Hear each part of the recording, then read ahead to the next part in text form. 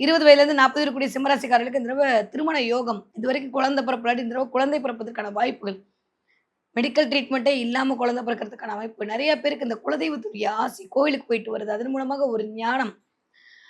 நெறைய நல்லவைய தேடி வர்றது. நெறைய இன்வெஸ்ட்மென்ட்ல இறங்குறது. 12ஆம் இடமே இன்வெஸ்ட்மென்ட் நான் சொல்லியிருக்கேன் இல்லையா? நெறைய இன்வெஸ்ட்மென்ட்குள்ள இறங்குறது. அதன் மூலமா எக்ஸ்ட்ரா இன்கம் ஜெனரேட் பண்றதுக்கு என்ன பண்றதுன்ற மாரி பார்ப்பீங்க. அதெல்லாம் வெற்றியை குடுக்கும்.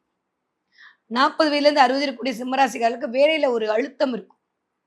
கொஞ்சம் நிதானமா இருக்கணும். வேலைய விட்டு போயிடுவோமா? எதுக்கு இந்த வேலை? இந்த இஎம்ஐ கட்டுறதுக்காக இந்த வேலைக்கு போனோமே! ஈஸ்வரான்னு புலம்பிட்டு போற மாரியான சூழலா தான் இருக்கு.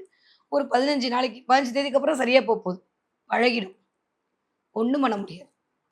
அதனால அத மட்டும் கொஞ்சம் கவனமா பார்த்துக்கோங்க. அன்னெசசரி தாட்ஸ் விடாதீங்க. அதே மாரி சிம்மராசிக்காரங்க வேலையில வந்து ஒரு நம்பிக்கை குடுக்காதீங்க. அப்புறம் நீங்க தான் சொன்னீங்கன்னு உங்கள ப்ளேம் பண்ணுவாங்க. நீங்க கஷ்டப்பட்டு உழைச்சு எல்லாம் பண்ணி கடைசியில நீங்க தேவையில்லாம கெட்ட பேர் வாங்குறது தான் மிச்சமா இருக்கு ஒரு 4 மாசமா. அதனால என் அண்ணங்களே, என் அண்ணிகளே கொஞ்சம் கவனமா இருங்க. அன்னெசசரி வந்து கமிட்மெண்ட் குடுக்காதீங்க.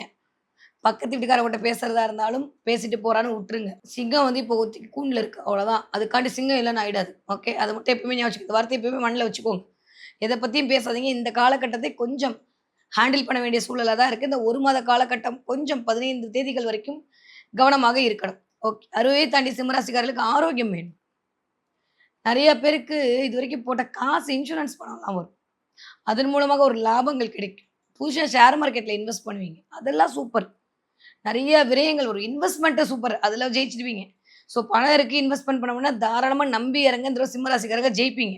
ஓகே.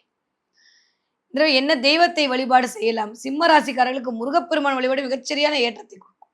செவ்வாய் ஆட்சி பலம் வாங்கி பொருந்தி அவரும் வந்து பார்க்க போற பார்வை, இந்த பக்கம் குருவும் பார்க்க போற பார்வை விருச்சிக வீட்டுக்கு விழுகுது. அப்ப நெறைய 4ஆம் இடம் சுயம் இயங்கணும் அப்டின்னா முருகனுடைய அருள் தேவ. முருகப்பெருமானுடைய அருள் மூலமாக சிம்மராசிக்காரர்கள் சிந்தையெல்லாம் செயல்படுத்தக்கூடிய வண்ணமாய் அது மலரும். கேதுவுடைய ஆதிக்கத்த அது குறைக்கும்.